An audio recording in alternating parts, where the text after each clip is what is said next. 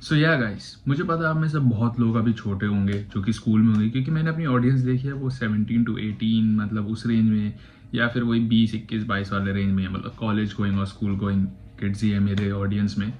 तो मैंने सोचा क्यों ना अपने कॉलेज एक्सपीरियंसेस शेयर की जाए। मुझे पता है आप में से बहुत लोग मेरी तरह हो गए कि जब हम स्कूल में होते थे हम सोचते थे यार एक बार बड़े हो जाए, एक बार कॉलेज चले जाए, फिर इतनी फ्रीडम होगी, इतने मज़े मारेंगे और इतनी खुशियाँ होंगी कि बस पूछो ही मत। क्योंकि मेरा भी ऑनेस्टली बताओ तो मेरा स्कूल टाइम उस टाइम पे था जब कोविड-19 हिट हुआ था।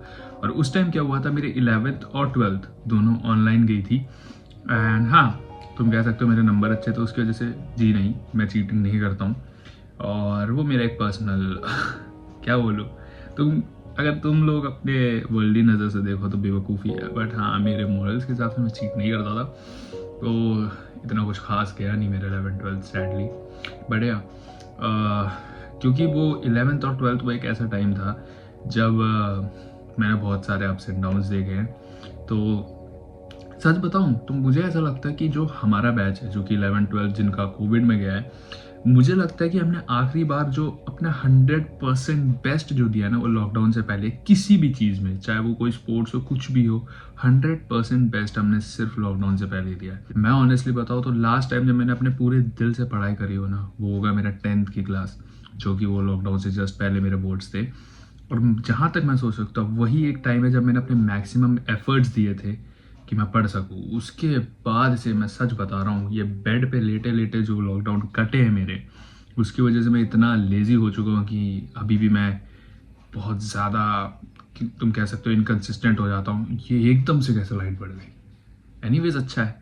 और मेरी आंखें, ओ माय गॉड, सच सच बताऊँ तो मैंने अपने 11th और 12th में खास इतने एफर्ट्स डाले नहीं थे, पर मेरे दिमाग में ये था कि एक बार कॉलेज में घुस जाऊँ उसके बाद तो सही है।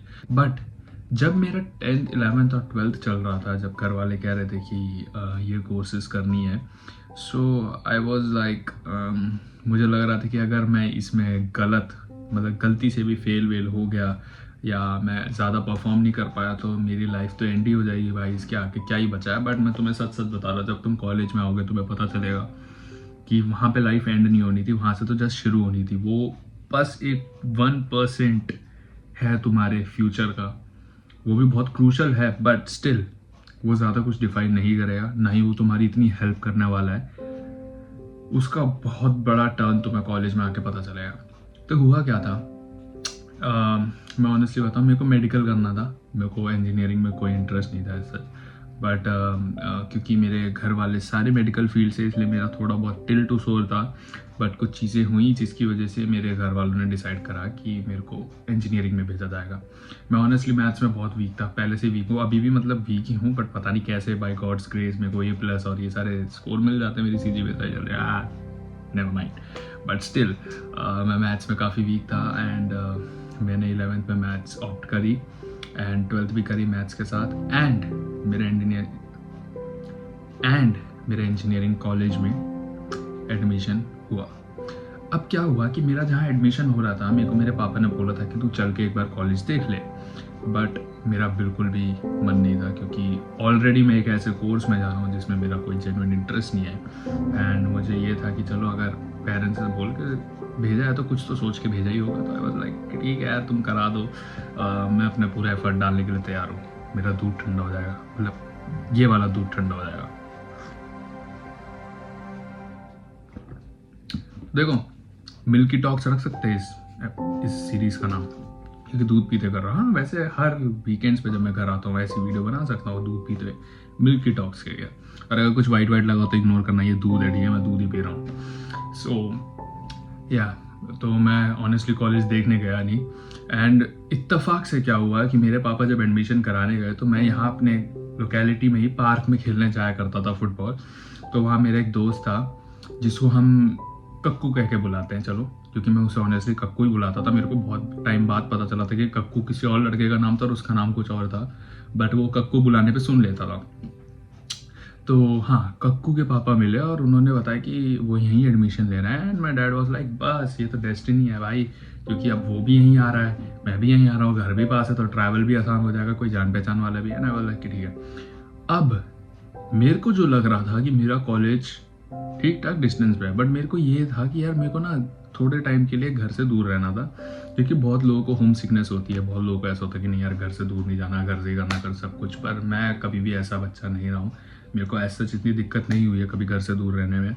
इनफैक्ट मैं जब छोटा था, मैं नेशनल्स खेलने गया था मार्शल आर्ट्स के, उसमें भी मैं भोपाल गया था अपने स्कूल वालों के साथ अकेले। तो मेरी ट्यूशन टीचर 2-3 दिन पहले मेरे को ऐसे बोल रही थी कि तू बहुत रोएगा, तुझे बहुत होम सिकनेस होगी। हाँ, बहुत बच्चे मतलब बिल्कुल रो दिए थे जाते जाते, बट मेरे को ऐसा कुछ था नहीं कि मतलब क्या हो रहा है। मैं कंप्लीटली नॉर्मल था। इवन देयर वर टाइम कि मैं कॉल करना ही भूल जाता था घर पे, जो कि मैं रिग्रेट करता हूँ। मेरे पास अभी भी आदत है, मैं लोगों को ज़्यादा कॉल नहीं करता हूँ, बट या मैं कॉल करना भूलता था और इसके लिए मेरे को बहुत डांट पड़ती थी जब भी कॉल आता था घर वालों की ओर से। तो मैंने कॉलेज देखा नहीं, बट मेरे पापा ने आके मुझे बताया कि कॉलेज दूर है। सो आई वॉज लाइक कि ठीक है।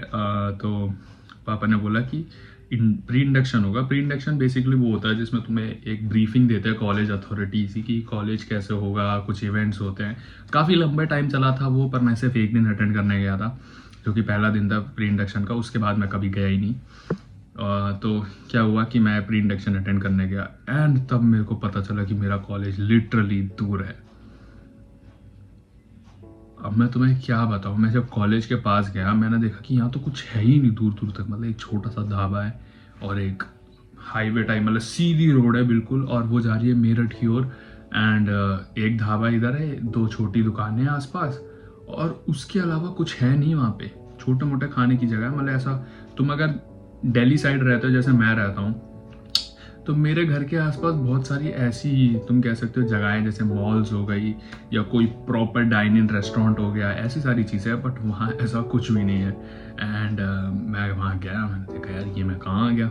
अब मैं अंदर गया, ठीक है। अब मैं अंदर गया तो पहले मैं ऑडिटोरियम में बैठा, वहाँ पे सारा प्रोग्राम हुआ है, बोला क्या बस ठीक है अच्छा है। एंड फिर मेरे को वो ले गए जहाँ पे जो होते हैं तुम्हारे डीन और ये सारे लोग बैठते हैं, वहाँ पे ले गए। अकाउंट ऑफिस भी तुम कह सकते हो, अकाउंट ऑफिस नहीं है, मतलब बेसिकली अकाउंट ऑफिस छोटा सा है, बट जो तुम्हारे प्रॉपर रिकॉर्ड्स मैनेज होते हैं उस जगह पे। तो वहाँ पे थे बाउंसर्स, और वहाँ पे वो डोर थे जो मॉल्स में नहीं होते कि मतलब बिल्कुल ऑटोमेटिक खोलते हैं। मैं कह रहा वाह ये है भाई कॉलेज, ऑटोमेटिक डोर्स, ठीक है। और मैं था कि चलो बढ़िया कॉलेज तो मिल गया। अब मैं अंदर गया, मैंने सब कर लिया, ठीक है। उसके बाद मेरे पापा ने मेरे को बोला कि तू कर अप डाउन कर से, और मैंने साफ मना कर दिया। मैंने कहा कि नहीं मेरे को कॉलेज जाना है। उसका एक रीज़न ये था कि मेरे को जिम जाने नहीं दिया जाता था घर पे, पर मेरे को यह था कि अगर मैं कॉलेज गया और हॉस्टल में रहा तो मैं जिम की फ़ीस भरवाऊंगा ही भरवाऊंगा। तो मैंने जिम की फ़ीस भरवाई, फिर हॉस्टल की फ़ीस भरवाई, फिर मैं हॉस्टल रहने गया। तो जब मैं हॉस्टल के लिए गया, उसके बाद जब मैं पहले दिन कॉलेज में गया, मैं सच बता रहा हूँ, वो जो एरिया था ना जहाँ डीन वगैरह बैठते हैं और वो अकाउंट ऑफिस का मैनेजिंग वाला एरिया, उसका 1% भी कॉलेज के अंदर नहीं था। लिटरली बता रहा हूँ, जो स्टडी रूम्स थे बहुत बेसिक से ही थे। मैं ये नहीं कहूँगा ज़्यादा फीचर्स थे। एक स्मार्ट बोर्ड लगा, वो भी मेरे सेकेंड ईयर में आते आते लगा। उससे पहले वो स्मार्ट बोर्ड्स भी नहीं थे, जबकि मेरे स्कूल में थे वो स्मार्ट बोर्ड्स।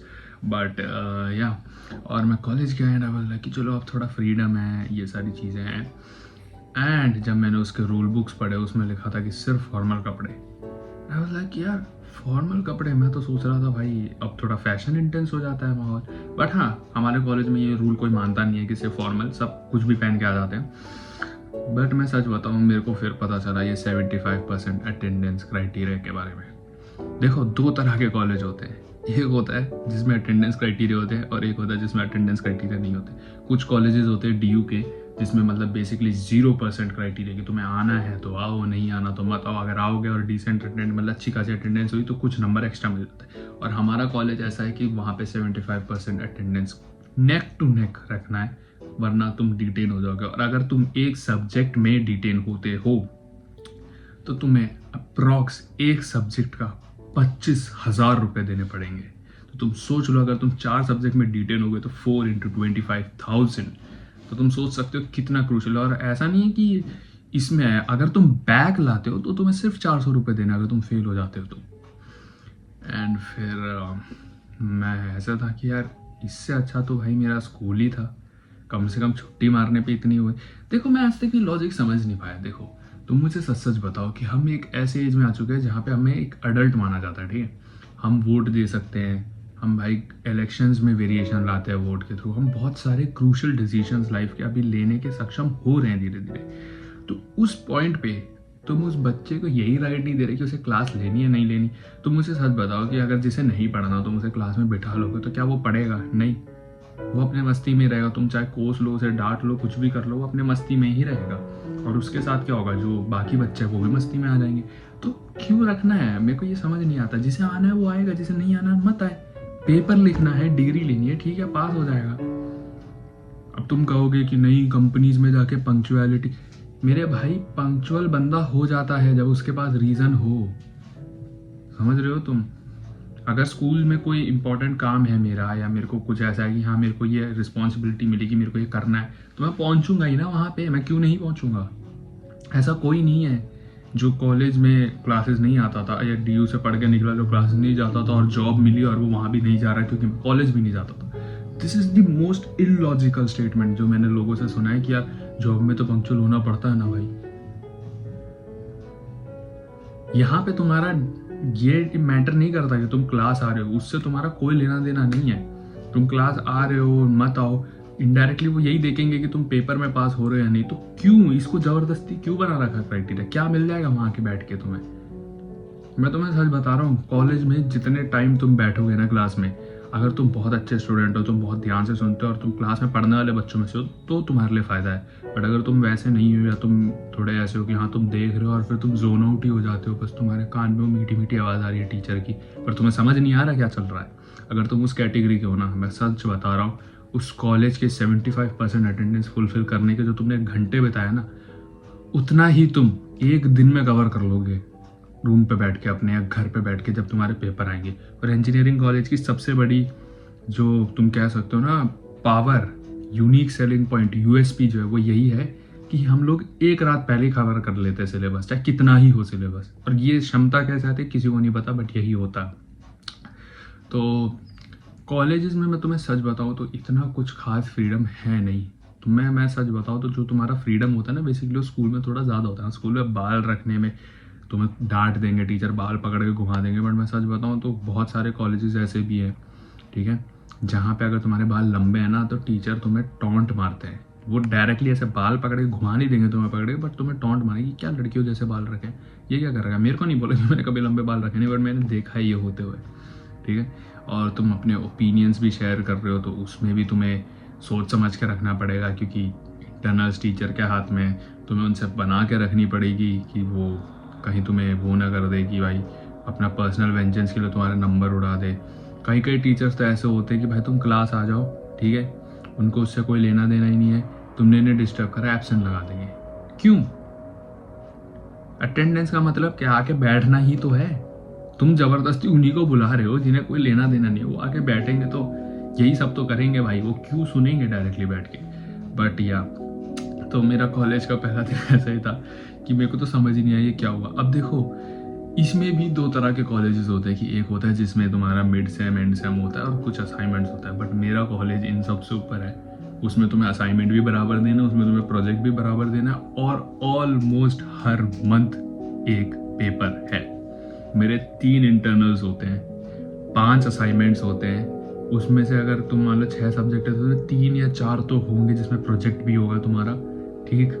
और उसके बाद 3 उसके मतलब इंटरनल्स के बाद तुम्हारा एक सेमेस्टर भी होगा और उसके बीच में प्रैक्टिकल एग्जाम भी होगा। तुम सोच सकते हो, इसलिए मेरे को दिक्कत होती है वीडियो बनाने में, क्योंकि भाई एक बार कॉलेज शुरू हो जाए ना, फिर खुद के लिए टाइम निकालना, मतलब फ्री टाइम निकालना तो नेक्स्ट टू इम्पॉसिबल है। अब तुम अगर वैसे कॉलेज में जहाँ मिड सेम और एंड सेम वाला फीचर हो तो भाई सच बता रहा हो तुम काफ़ी लकी हो इस चीज़ में कि तुम और चीज़ों में भी टाइम दे सकते हो। मैं तो ऑनेस्टली नहीं दे सकता,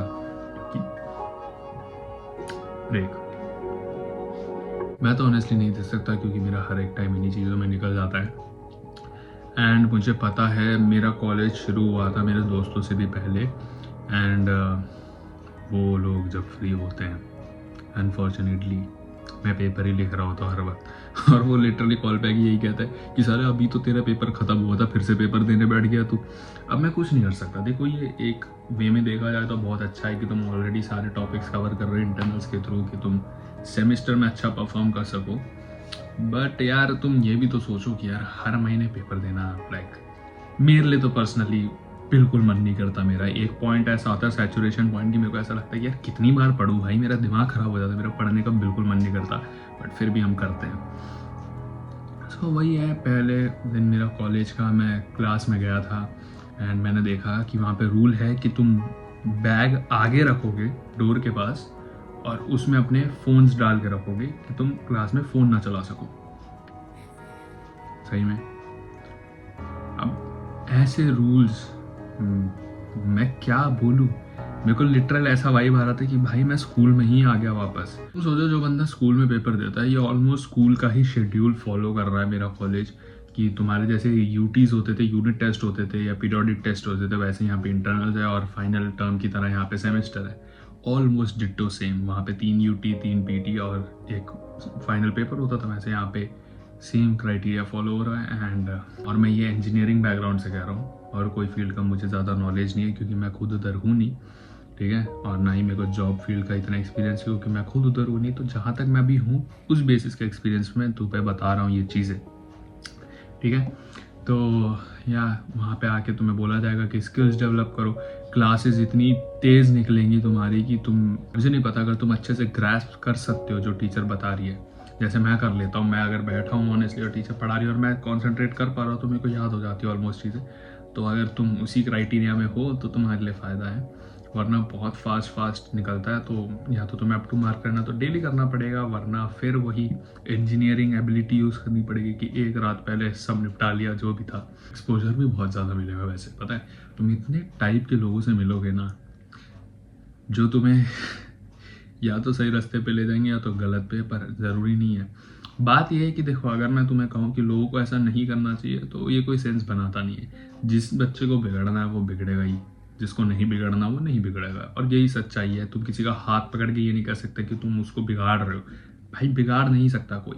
तुम अगर मेरे दोस्तों के साथ देखो तो मेरे दोस्त बहुत सारी ऐसी चीज़ें करते हैं जो मैं बिल्कुल भी नहीं करता हूँ, फिर भी मैं उनका दोस्त हूँ। और वो मेरे से स्टार्टिंग में पूछते थे, मैंने मना कर दिया, उस दिन के बाद से उन्होंने कभी पूछा नहीं है मेरे को वो चीज़ें करने के लिए, बट हम साथ में घूमते, साथ में बैठते। तो इट्स अप टू यू।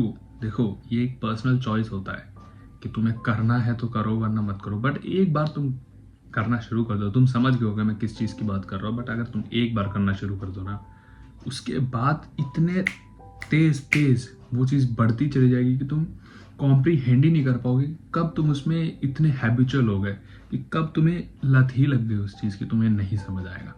और दूसरी चीज़ मैं तुम्हें एक चीज़ बता दूँ, कॉलेज में कभी भी ये जो सिग्मा मेल मेंटेलिटी ना कि पैंस क्या मैं अकेले ही सही हूँ, ये कभी मत रखना।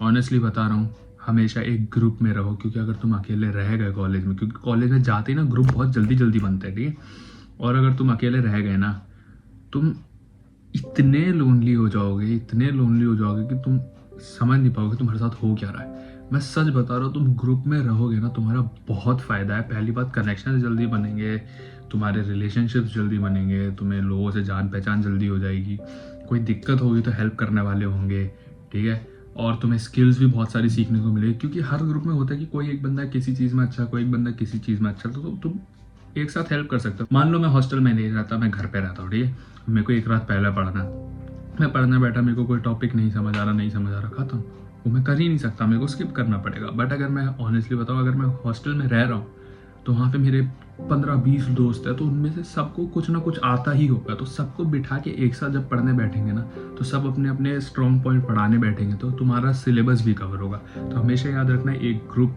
बना लेना, मतलब बनाना मत, लोगों से बात करना, वो ग्रुप खुद फॉर्म हो जाता है। ऐसे मेंटेलिटी के साथ नहीं जाने कि तुम्हें ग्रुप में घुसना है, तुम्हें ऐसे मेंटेलिटी के साथ जाने कि तुम्हें ज़्यादा से ज़्यादा लोगों के साथ इंटरेक्ट करना है, या तो तुम इतना अपनी पर्सनालिटी बना लो कि लोग तुमसे ही इंटरेक्ट करें।